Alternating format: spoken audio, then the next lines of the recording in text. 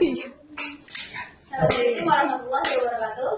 Waalaikumsalam warahmatullahi wabarakatuh. Terima kasih atas kesempatannya. Di sini saya akan menjelaskan tentang konsep tentang mata kuliah evaluasi pembelajaran. Yang pertama, saya sudah menyiapkan beberapa pertemuan. Pertemuan 1 di sini kita akan membahas materi bagaimana menjelaskan konsep pengukuran, penilaian dan evaluasi hasil belajar.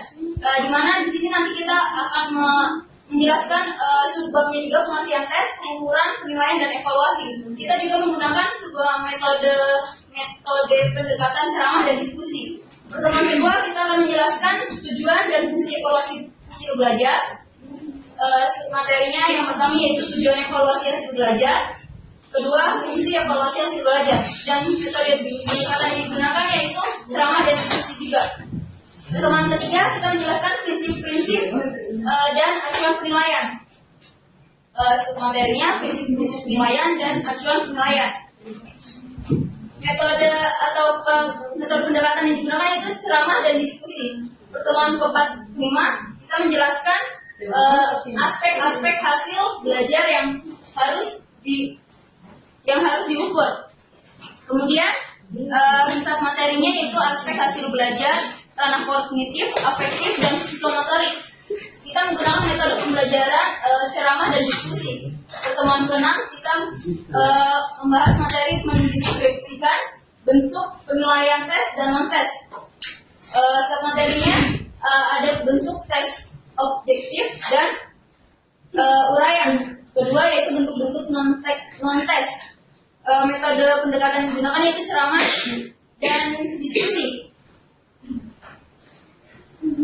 Selanjutnya pertemuan ke-7 sampai 9 kita akan membahas bagaimana perencanaan dan pengembangan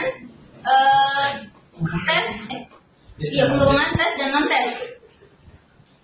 Di mana sub materinya yaitu perencanaan tes, pengembangan tes, penulisan soal, dan penyusunan non-tes. Metode pembelajaran yang digunakan yaitu ceramah, diskusi, dan tugas. Pertemuan ke-10 kita akan mengadakan ujian mid semester. Adapun pertemuan 11 sampai 13 kita akan menganalisis kualitas soal, di mana ada analisis teoritis atau rasional, analisis empiris, indeks kesukaran, daya beda, struktur, validitas, dan realitas. Metode yang digunakan yaitu ceramah, diskusi, dan pemberian tugas. Pertemuan ke-14 kita akan melakukan penilaian keterampilan. Di sini kita akan mencari konsep penilaian keterampilan, pengembangan skema penilaian. Metode yang digunakan yaitu ceramah dan diskusi. Pertemuan ke-15 kita akan melakukan mengolah hasil tes, di mana di sini ada tendensi sentral dan variabilitas, standar penilaian dan interpretasi hasil.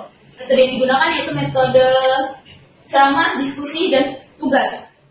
Pertemuan terakhir yaitu kita akan menjelaskan prosedur administrasi dan pelaporan hasil pengukuran dan penilaian. Di sini kita akan membahas manfaat laporan, tujuan laporan, dan perangkat laporan. Metode yang digunakan yaitu ceramah dan diskusi.